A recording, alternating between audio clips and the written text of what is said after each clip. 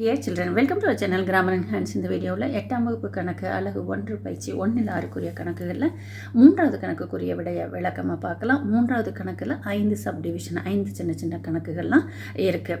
நான் ஏற்கனவே சொன்ன மாதிரிக்கு இந்த பயிற்சியை நல்ல எளிமையான முறையில் போடணும்னு சொல்லும் பொழுது 1 2வது கணக்குகளை நல்லபடியாக புரிஞ்சு போட்டுக்கணும். அது இல்லாமல் முன்னாடி சின்ன சின்ன குறிப்புகள்லாம் இருக்குது. அதையெல்லாம் தெரிஞ்சுட்டு போடும்பொழுது உங்களுக்கு அது ஈஸியாக இருக்கும். எஸ் சில்ட்ரன், 3வது கணக்கில் ஃபஸ்ட் ஒன் 1/2 அப்படின்னா என்ன அர்த்தம்? 1/2 அந்த அடுக்கு என்ன சொல்லுது? அந்த அடிமானம் எத்தனை முறை பெருக்கி வரணும்னு சொல்லுது. அப்போ இங்கே என்னென்னா 1/2 சொல்லும்பொழுது நம்மளுக்கு ஒரு ஃபார்முலா தெரியும். அது முன்னாடி கணக்குகளில் பார்த்தோம். மேலே இருக்கிற எண் ஒரு எண், கீழே இருக்கிறது இன்னொரு எண். அப்போ அதை ஏன்னு வச்சுக்கிறேன், இதை பின்னு வச்சுக்கிறேன். A/B whole power M. எம்ங்கிறது இந்த இடத்துல என்னது? அடுக்கு. அதாவது இந்த மொத்தத்துக்கு அடுக்கு போட்டிருந்தா இந்த அடுக்கு இந்த தொகுதியில் இருக்கிற 2 எண்ணுக்குமே சொந்தம். அப்போ இது எப்படி எழுதிக்கிறோம்? A/M/B/M எழுதிக்கிறோம். அப்போ 1/2 ஹோல் பவர் 3னா 1/2 1/3 1 3 நீங்கள் விரிச்சு எழுதலாம். 1 பெருக்கல் 1/2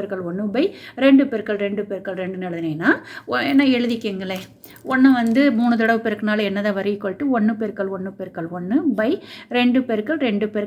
போடும்போது 1 3 தடவை பெருக்கினால் 1 வரும். 2 3 தடவைக்குனா 2 4 4 2 8. அப்போ ஆன்சர் 1/8 வந்துடுது.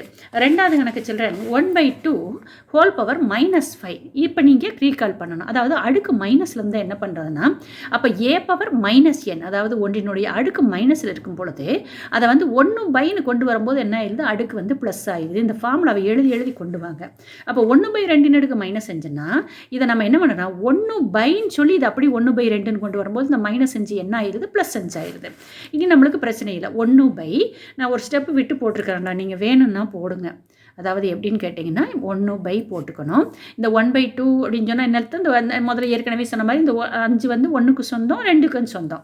அப்போ அப்படின்னு அர்த்தம் 1/5 1 பெருக்கல் 1 பெருக்கல் 1 பெருக்கல் 1 பெருக்கல் 1/2 5 தடவை 2 பெருக்கல் 2 பெருக்கல் 2 பெருக்கல் 2 பெருக்கல் 2. அப்போ இந்த 1 இங்கே போட்டுட்டேன், பைக்கு பை போட்டுட்டேன். 1 5 தடவை பெருக்கினால என்னதான் வரும்? 1. இந்த பைக்கு பை போட்டுட்டேன். இது 2 4 4 2 8 8 16 16 2 32. இப்போ நமக்கு என்ன இருக்குது? 1/32. அதாவது 1ஐ 1/32 வகுக்கணும்.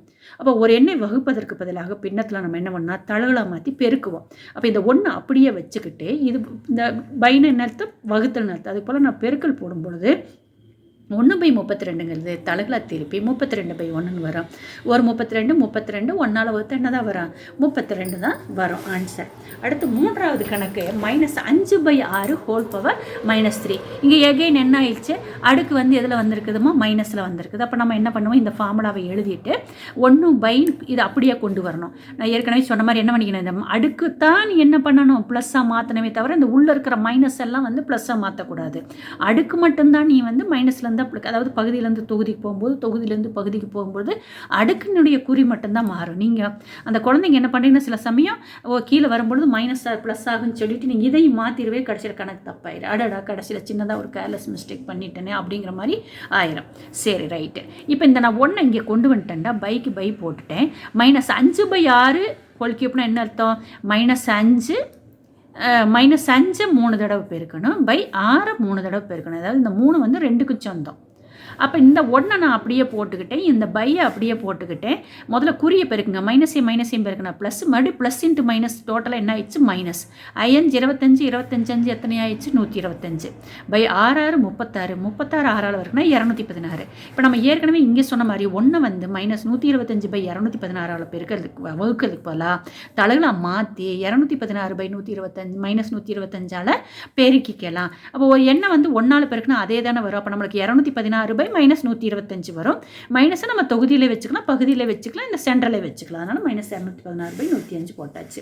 இப்போ இந்த கணக்கு பாருங்கள். இந்த கணக்கில் 2 3 சின்ன சின்ன விஷயங்கள் இருக்குது, நல்லா கவனித்து பாருங்கள். 2 -5 பெருக்கல் 2 7 வகுத்தல் 2 -2 ரைட்டு. நம்மளுக்கு தெரியும், அதாவது ரெண்டுமே அடிமானங்கள் ஒன்றாக இருக்கிறதுனால அடுக்கு தான் மாறி இருக்குது. அப்போ என்ன அதாவது கணக்கை பார்த்தோன்னே என்ன ஃபார்முலா பயன்படுத்தணும்னு நீ டக்குன்னு டிசைட் பண்ணணும்.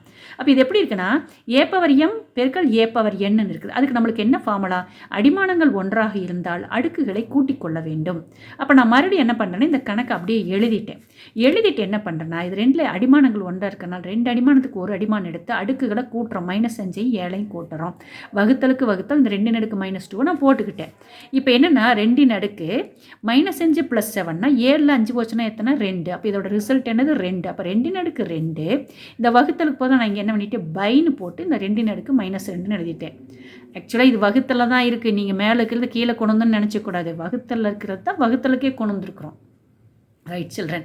அப்போ இது என்ன ஆகுதுன்னு கேட்டீங்கன்னா மேலே அதாவது வகுத்தல் அடுக்கில் வந்து வகுத்தல் a/m/a/n எப்படி நம்ம வந்து அடிமானங்கள் ஒன்றாக இருக்கும் பொழுது பெருக்களில் அடுக்குகளை கூட்டினோமோ அதே மாதிரி இங்கே 2ன்னு அடிமானங்கள் ஒன்றாக இருக்கும் பொழுது அடுக்குகளை கழிக்கணும். இங்கே ஒரு சின்ன ட்விஸ்ட் கவனி. இப்போ நம்மகிட்ட 2/2 இருக்கலாமா ஈக்குவல் டு போட்டுக்க. அப்போ அடிமானம் வந்து 2 காமனாக போட்டுக்கணும்.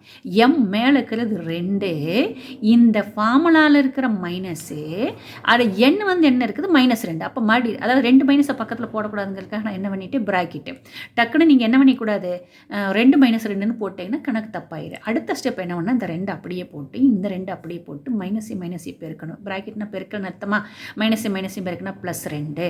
அப்போ 2 நடுக்கு 2 எவ்வளவு 4. அப்படின்னா என்ன அர்த்தம் 2 4 தடவை பெருக்கணும். வேணும்னா ஒரு ஸ்டெப்பு போட ஈக்குவல் டு 2 × 2 × 2 × 2னா 2 4 4 2 8 8 2 16 சின்ன நுணுக்கமான விஷயங்கள் வந்து உங்களுக்கு பயிற்சி முழுக்கவே இருக்குது. அதை நீங்கள் கரெக்டாக கவனித்து போடும்பொழுது உங்களுக்கு தப்பில்லாமல் வந்துடும்.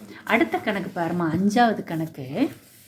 அதாவது 2 நடுக்கு -1 3 நடுக்கு -1 வகுத்தல் 6 நடுக்கு -2ன்னு கொடுத்துட்டு போகிறாங்க. நம்மளுக்கு ஃபார்முலா தெரியுமாச்சே. இப்போ நான் என்ன பண்ணுறேன்னா இது வந்து வேற அடுக்கு இது சரி அடிமானங்கள் வேறாக இருக்குது. அதுக்கு ஒரு ஃபார்முலா நம்ம இதுக்கு முன்னாடி பார்த்தது அடிமானங்கள் ஒன்றாக இருந்து அடுக்குகள் வேறுபட்டுருச்சு. இப்போ அடுக்குகள் ஒன்றாக இருந்து அடிமானங்கள் வேறுபட்டால் அதுக்கு என்ன ஃபார்முலானா a/m/p/n. 2லேயுமே அடுக்கு ஒன்றா இருக்குது அடிமானம் வேறையாக இருக்கு இல்லையா. அப்படி இருக்கும்பொழுது நம்ம என்ன பண்ணணும்னா அந்த அடுக்கை வந்து காமனாக எடுத்துகிட்டு 2 அடிமானத்தை பெருக்கிடணும். ab/mன்னு அர்த்தம். தாங்க நீங்கள் ஃபஸ்ட்டு தடவை பார்க்குற குழந்தைங்களுக்கு மேத்ஸ் கொஞ்சம் கஷ்டம்னு நினைக்கிறவங்களுக்கு இது கஷ்டமாக தான் தெரியும்.